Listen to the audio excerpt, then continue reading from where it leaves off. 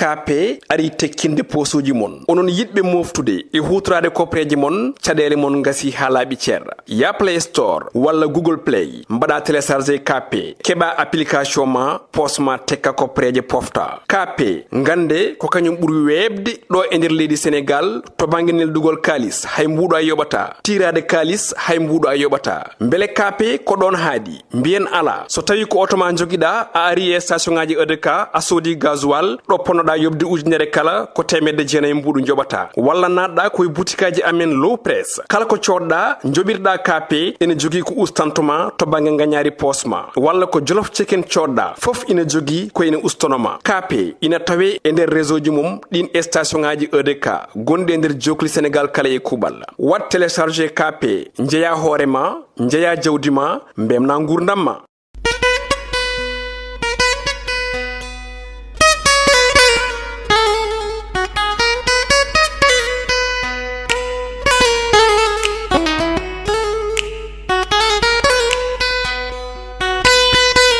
Assalamu alaikum hettenko bebi en ko bayaw Piindi TV bismillah mon robbindu jandeli modon weltare min dañtay kala saha huccide mon non kadi min dañiri weltare odo subaka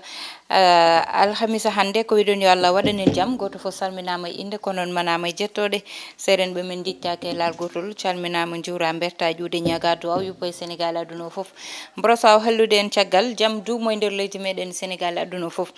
ton to ganda woni to Madina Gounass to yete kala ko duwaton kala ko nyaga ton yo Allah jabanen wona burale leydi ndi wona burale enen fof yabat kenelaado Allah adum non hettiyanko beebi en kobe ko arde etan ko buri tengtude jayndel di odo subaka ne jeya hande ene anda hande Ousmane Sonko foti hawrude o mo ganda kanko ni Mambay Nia adum koy lawol wonata walla mbiyen procès mo be odon procès mo ganduda non ina fadeteno gelanden ha joni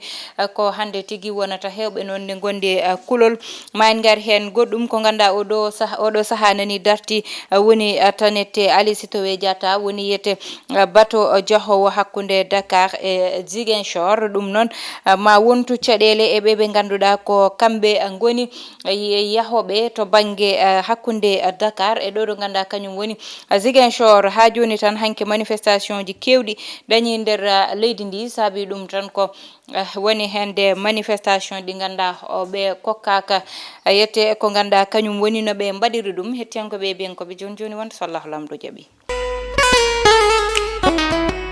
non tigi hettanko be yebi en ko en batta sona udditude jayndi gendire le soleil odo subaka kanyum non arti tan ko e darde gardido leydi ndi to bangal sport be mbi non investissement jo wadi di yete dañi ngartam dum non sonji natal gardido leydi ndi nan don ne time ballon e wayno petto woni dum tigi be mbi yete o wadi investir kono kadi holliti yete walla tottiri walla yete ne wawi wede ko ndema ganduda jabi dum non woni ko haala nder jaynde le soleil ngaren ha joyne jaynde Sud Quotidien odo subaka yehi ko tonto diwan mo Ziguinchor on ji kay ko ganda kanyum woni bato Ali Sitoé Diatta dum don non odo saha koko tan wawa yaade sabi dum koko dañi probléme aji technique dum sabi do joni kay koko dartina tigi dum non ma won cadele e ya garta hakkunde Dakar e Ziguinchor dum non ko cadele tigi wonata ngarene jaynde Vox Populi odo subakari tan ko wiide Ousmane Sonko koko soka tigi nder galle mudum sababu mbi ko Ousmane Sonko emprisonné chez lui dum non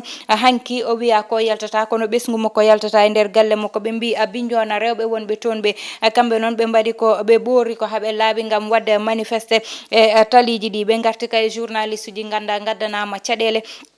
to bangal hanki weddede lacrymogène uji do e nder leydi meden Sénégal tengtido e diwan mo Dakar adum non garen ha joni jaynde laasa be mbi tan hande non ko nyalawma gonga sabu hakkunde Ousmane Sonko e Mambay Nia diffamation woni hakkunde mabbe woni kongudi di ganda wukkide neddo kongudi di ganda wana gonga walla di pawa kay lawol adum non hande be poti huccide lawol kambe be don dido hewbe non ne dañi hen kulhuli ha joni tan ngarene police be mbi police kay ko wadi bloqué tigi Ousmane Sonko to galle mudum ma to yete caggal jaynde las ngarene jaynde tribune non wi ko procès tigi jogorde kewde e bedda wo woni hakkunde Ousmane Sonko e mo ganda kanko woni Mambay Nia dum non be mbi yana mar hanki kambe société civile be kawri wadde tan blocus yewtude wiide yete ko fawetede Ousmane Sonko ko wana lawol hay lawol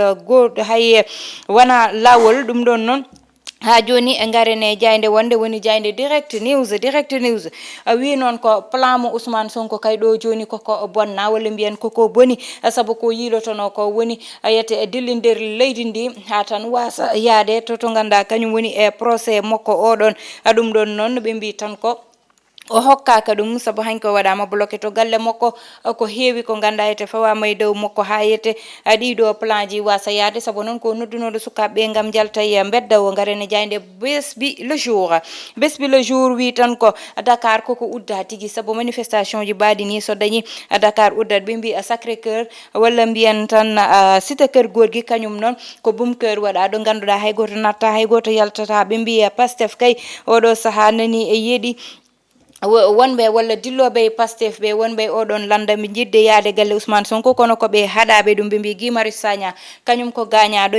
koyngal saabi ɗum ko grenade lacrymogène yani dow makko ɓe mbi grève ɓeɓe ganda kamɓe goni greffier ji ɗum ɗon ne ha joni tan haalama wiyama tan etene wawi addude caɗele e ɗum ko ganda ko kañum woni procès jogorɗo dañde hande o garen ha joni jayde l'observateur noon kañum ari tan ko wiide yete tontu diwan mo Italie oɗo ɓiɗɗo gorko jeeyowo drogue kañum noon ko baɗanoɗo tan mandat de koko baɗanoɗo yette plainte oɗon plainte noon international walla mbiyen mandat d'arrêt international ɗum ɗon noon o nanga ko toon to ganduɗa woni ambassade mo États-Unis oɗon ɓiɗɗo gorko noon o dillata koye banggal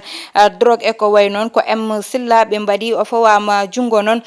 toon to ganduɗa kañum woni yette ambassade mo États-Unis garen ha joni tan e marché national mo Pastef mbiyanoɗo hanki hewɓe noon keɓani yaltude ɓe mbi yette kay sécurité tigui waɗa damal galle Ousmane Sonko ala hay lawol gotol mo wawi rewde hawo yalta ɓe mbi to diwan mo Keur Massar noon ɓe dañi yette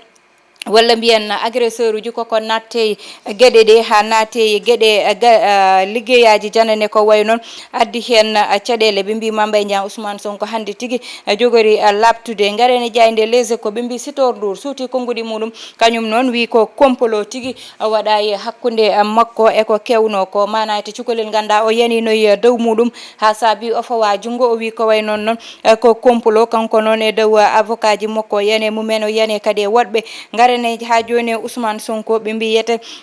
Ousmane Sonko kay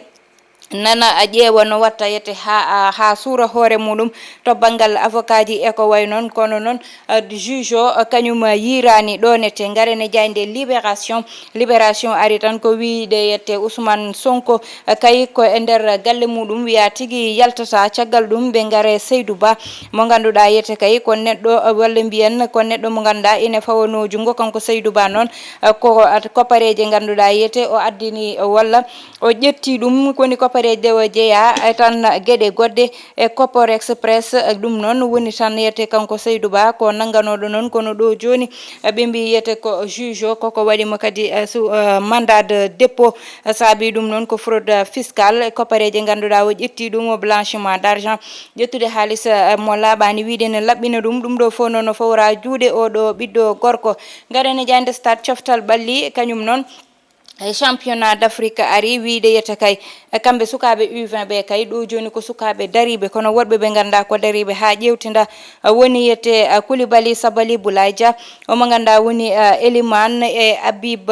ha joni tan ɓe mbi ɓene kollita koye mabɓe ɓe mbi Alfred Gomis Gana Gueye Nampalys Mendy Crépin Diatta Bamba Dieng e tan omo ganda kanko woni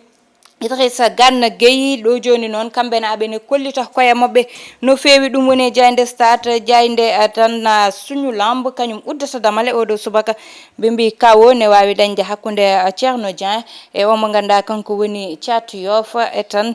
Tyson de Thierno Dieng noon suuti ɗin konngudi saabu wi ko hakkude ɓeɗo ɗiɗo kay kawo ne wawi hen dañde saabu ko sukaɓe ɗiɗo ɓe ganda goto fof ko dariɗo goɗɗo cuutuɗo konngudi muɗum woni tan omo ɓiyeteɗo yete Bulldozer kanko noon wi ko mo jogori sippirde o woni mo ganduɗa yete andamo kono noon mo holli ɗum hoore makko ɗum ko abdo ko oɗo mo ganduɗa kanko woni mo jogori fottude o suuti ɗin konngude o fawe dow mum hettiyankoɓe yeɓen koɓe joni joni udditen hello wonko non tigi tan ko be yebiyan ko be non ngaritan hello men wongo yiyama ko kewi do hanki e diwan mo Dakar hande hewɓene ni gonde kulhuli sukaɓe wala mbiyen école aji kewɗi hande janggo yani saabi ɗum ko ene huule bangal transport dañde caɗele kono kadi manifestation ji dañde goto fo hande ene danda hoore muɗum walla danda sukaɓe muɗum ha école aji kewɗi janggani ɗum fo noon addi ɗum tan ko ganduɗa woni procès Ousmane Sonko e Mambay Niang yaade notoyade lawol addi ɗeɗo gueɗe baade ni e nder leydi ndi saaha fo noon ɗum ne heewi e ƴewtidede saabu ɗeɗo balɗe fo ne wawi wiide ɗeɗo balɗe tati Dakar walla mbiyen Sénégal yahani saabu manifestation ji keewi dukoli ɗi keewi halluji keewi e nder leydi ndi te ɗum so heewe leydi nawata gartam muɗum yeeso développement muɗum yawata ɗum ɗon noon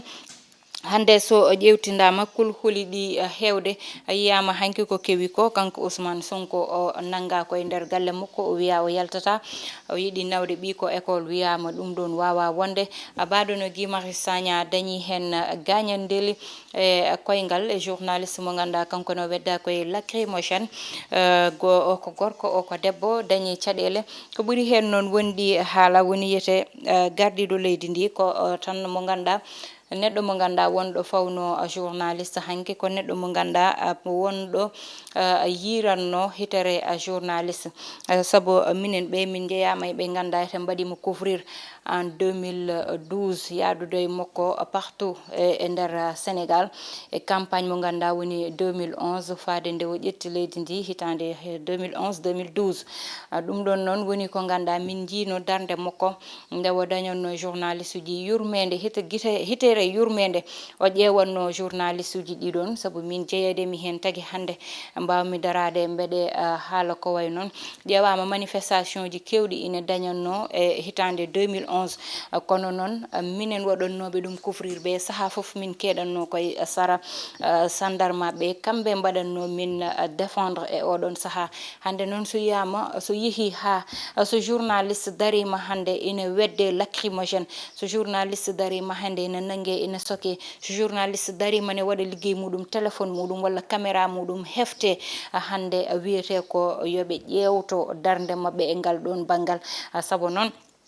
président Macky Sall ko ponkuɗo journaliste ko ponkuɗo caktowo kabaruji saabu noon mo andi hande darde makko ɗo yetti foof place journaliste uji ɗi limetake tawa eɓe jaltini hen ɗum ɗon noon woni ko ganduɗa hande journaliste uji ɗi yiyete sene pawe mette walla ne pawe tampere e ɗo ɗo yimɓe tolniɗo hitande 2023 koko ganduɗa ne foti ƴewtede no fewi journaliste foti ko waɗede protégé que ce soit noon jogo kartal walla wasi jogade kartal sabu titre ɓuuri forde kartal ngal ɗon kartal koko ganduɗa ete ko kayit tan hayso tawi wonko watta signifié hande titre neɗɗo o a wawa fompude ɗum a wawa ittude ɗum ko ɗum ko ganduɗa kañum woni expérience mo neɗɗo waɗe liggey muɗum a wawa foppude ɗum e ñalawma goto saabi ɗum ko kartal mo neɗɗo o ala walla ko way noon neɗɗo noon so joguima kartal foti ko waɗede protégé saabu koye corps journaliste jeeya neɗɗo so ala kartal foti ko waɗede protégé saabu koye corps journaliste jeeya wadde ko ngal ɗon banggal tan min jinno haalde ononne amin paɗa yette konngudi moɗon walla amin paɗa ko fayi e tan ko ganduɗa ko kañum woni yette haqqillantagal moɗon e tan ko ganduɗa kañum woni commentaire uji hettiyankoɓe yeɓiyankoɓe yo Allah waɗanen jaame kisal ko banimon debba Aissata Ndiaye wonno heɗano en banggal caméra o ko Mansour Sowele Thiat wonani en to banggal montage to ko Ali Fall.